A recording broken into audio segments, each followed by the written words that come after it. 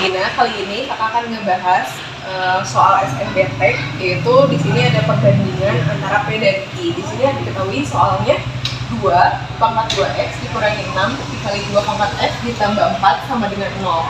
Dengan akar-akarnya itu ada x1 dan x2. Di sini diketahui kita akan membuktikan apakah P dan Q di sini hubungannya seperti apa. Apakah mana yang lebih besar atau hasilnya sama dengan.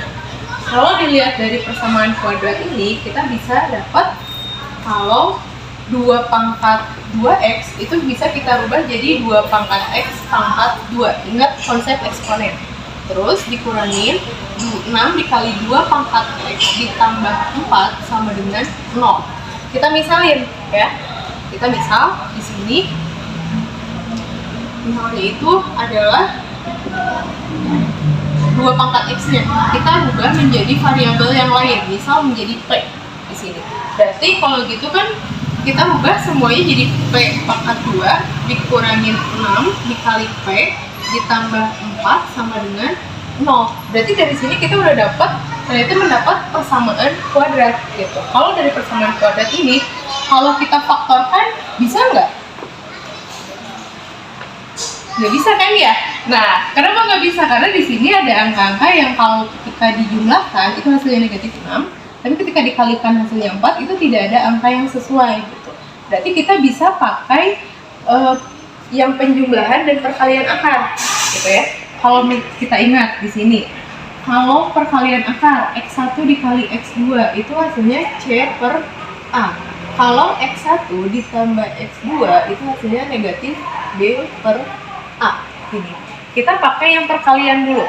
Berarti kalau x1 dikali x2, karena di sini akarnya kita pakai p, berarti p1 dikali p2 sama dengan c per a. Di sini c-nya berapa Gina? 4 ya? 4. Terus a-nya 1. Berarti 4 dibagi 1, berarti hasilnya adalah 4 gitu. Oh, berarti di sini kita udah dapet kan akar-akar dari p1 dan p2. Kalau gitu, kita balik lagi ke sini. 2 pangkat x itu sama dengan p. Berarti p1 dan p2 ini bisa kita rubah menjadi ini. Berarti kalau gitu, 2 pangkat x1 dikali 2 pangkat x2 itu sama dengan hasilnya 4. Ingat dalam eksponen, kalau perkalian dengan angkanya sama, bisa kita pangkatnya dijumlahkan. Berarti jadi 2 pangkat x1 ditambah x2 sama dengan 4 dari sini. Jadi kita bisa dapat kalau di sini x1 ditambah x2, ini nanti dari sini 2, ini kita rubah dulu ya jadi 2 pangkat 2. Jadi dari sini kita dapat setiap pangkatnya itu bisa kita langsung jadi persamaan. Berarti kalau gitu x1 ditambah x2 itu sama dengan 2 gitu. Berarti dari sini x1 tambah x2 ternyata itu adalah, kalau di soal itu adalah p ya. Berarti ini itu adalah nilai p-nya. P-nya itu sama dengan 2. Kalau bisa disimpulkan, p-nya sama dengan 2, q-nya sama dengan 4. Berarti dari sini kita dapat kalau nilai p itu lebih kecil dari q gitu. Berarti kalau gitu kita bisa jawab jawabannya adalah yang B. Sampai sini jadi ada pertanyaan dulu. Ya ada. Oke, kalau gitu. Berarti habis ini nanti kita lanjut lagi ke soal berikutnya. Oke, kita balik lagi. Di sini ada soal pola barisan ya.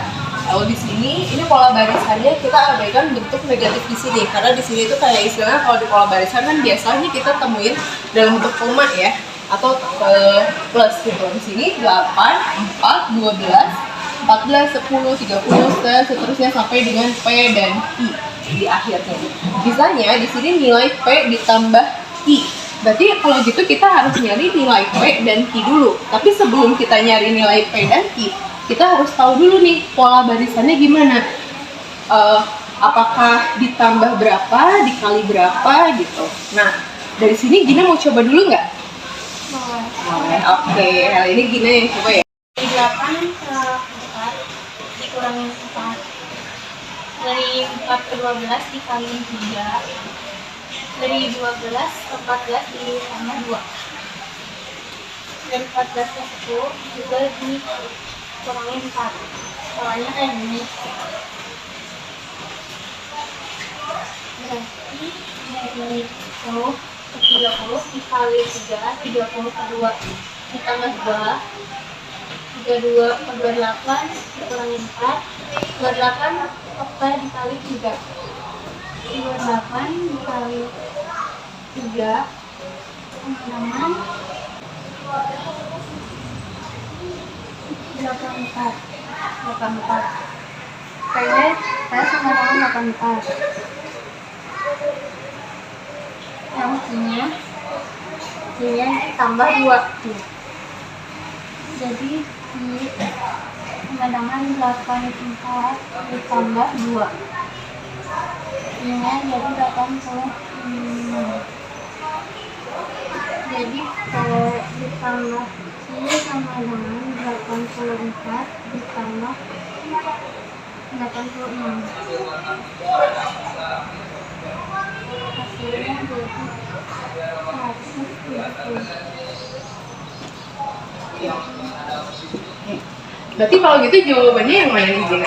Yang B. Yang D. Oke, kita silang ya yang D. Nah, berarti dari sini Gina udah tahu ya kalau ternyata pola barisan di sini itu tidak mulu semuanya itu di pas diloncat itu sama polanya. Ternyata ada yang negatif dikurangi 4 dikali 3 ditambah 2 asal pola ini ternyata berulang kan ya? Gitu. Berarti kalau gitu dari sini kita bisa dapat nilai P dan nilai Q gitu. Oke, makasih Gina. Sama.